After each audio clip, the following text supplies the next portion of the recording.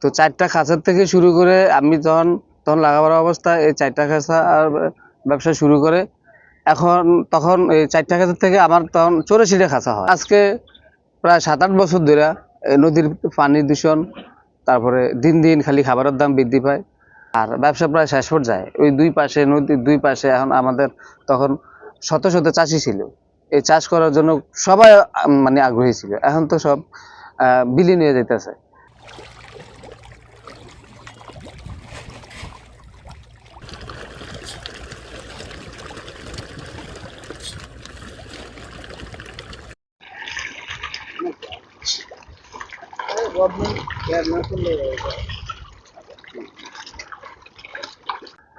আমি ২০০৭ সালে এই ডাকাতিয়া নদীতে কেজ কালচার মানে হ্যাচারি বলে, এই হ্যাচারির চাষ শুরু করি আর কি।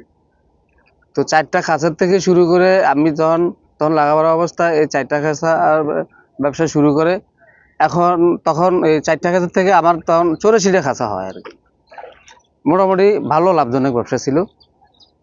তো এখন আজকে প্রায় ৭-৮ বছর ধরে নদীর পানি দূষণ, তারপরে দিন দিন খালি খাবারের দাম বৃদ্ধি পায়, তারপরে মাছের বাজারজাত ওরকম পাই না, বাজারের দাম ওরকম পাই না।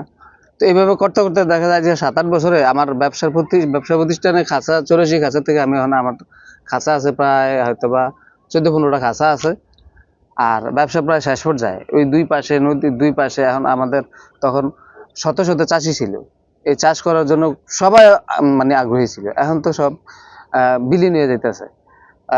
এরকম একটা সম্ভাবনাময় একটা এরকম একটা ভালো একটা ব্যবসা, এই ব্যবসাটা এখন বর্তমানে আমরা অনেকভাবে সরকারের কাছে সরকারকে জানানোর জন্য চেষ্টা করছি, বিভিন্নভাবে প্রোগ্রাম কইরা, কিন্তু এই সরকার কোনো উদ্যোগ নেয় না। এখন আমাদের সবচেয়ে বেশি ফিনান্সিয়াল একটা সমস্যা, আর্থিক একটা সমস্যা, কারণ এটি ব্যয়বহুল খরচ। এই এই খরচের বিষয়ে যদি গভর্নমেন্ট একটু কেয়ার নিত, তাহলে হয়তো বা এই ব্যবসা প্রতিষ্ঠানগুলি আবার ঘুরে দাঁড়াইতে হবে।